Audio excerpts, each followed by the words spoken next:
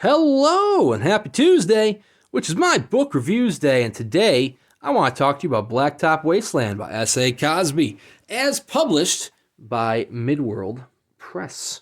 Boom. One of Midworld Press's earliest titles. I mean, they're still new. They only have early titles right now. But this one was released last year, I believe. I did an unboxing on the channel, but now I've actually given the book a read, and I figure let's talk about the book. Both the title itself by Cosby, as well as the production by Midworld Press, because this is my foray. This is my first journey, my first read of any of their titles. I've purchased all of their titles so far, but this is the first one I've actually read.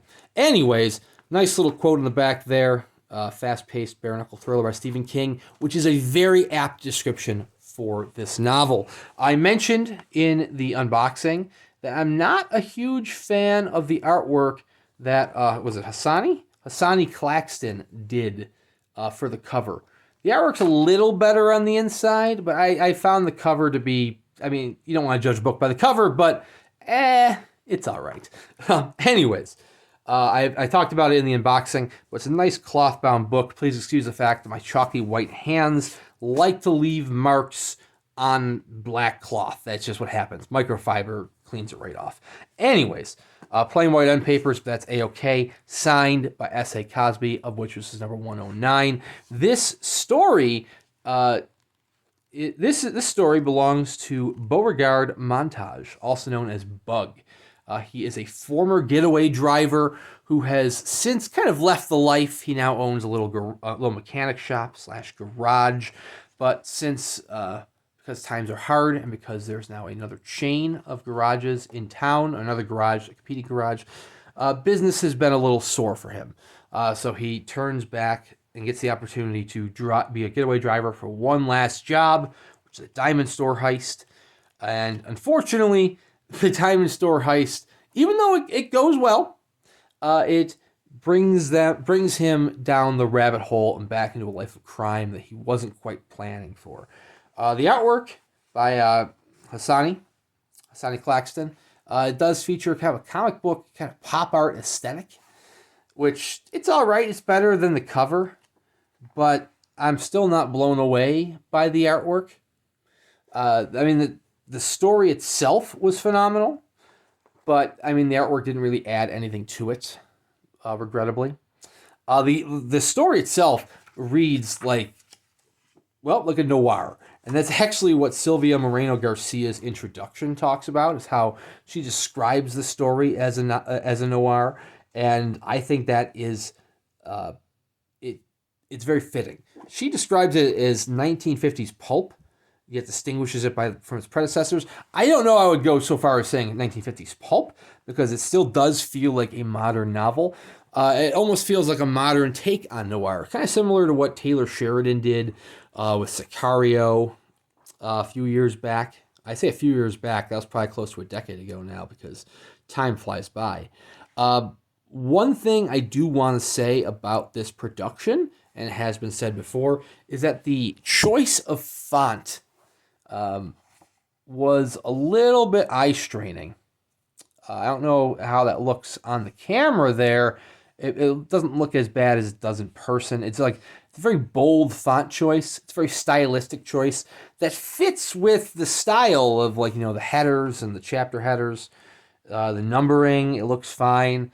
But with the stark white paper, the font can cause some eye strain. So even though the novel itself is a page turner that you don't want to put down, you do need to give yourself breaks while reading this particular edition of it, because that will kill your eyes. Now, that's not really a knock at Midworld Press, because I'm currently reading Those Across the River by Christopher Buehlman, and that one looks fine. That one does not use the same font choices. That one goes to a more traditional font choice.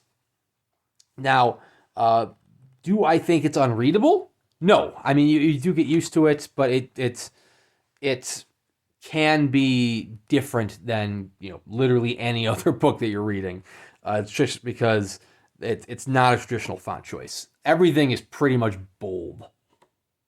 But seriously though, the phrase "drive it like you stole it" definitely applies here. If you like if you like thrillers, you'll love Blacktop Wasteland. Like white knuckle on the steering wheel thrillers, you'll like Blacktop Wasteland. If you liked Drive, the film with Ryan Gosling from 10 years ago, you'll like Blacktop Wasteland. It's not like over the top driving chaos like in Fast and the Furious. Although, like the Fast and Furious, family does play a very big role. I'm sorry, that's the last Fast and the Furious reference I'm going to make to this. But anyways, I'm thrilled with it. I mean, I don't, if I read it again, I don't know that it'll be this particular edition because of the font. I might get a trade edition if I wanted to read it again. But it does make me want to read more SA Cosby. I actually bought another one of his titles based on how much I enjoyed this title. And it didn't detract me from Midworld Press.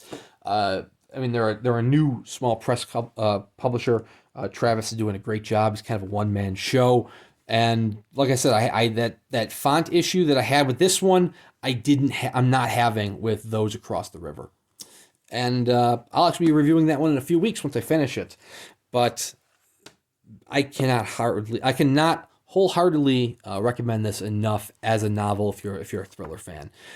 This edition, the signed edition, is still available through Midworld Press, and it's still very cheap compared to other titles, even on their own site.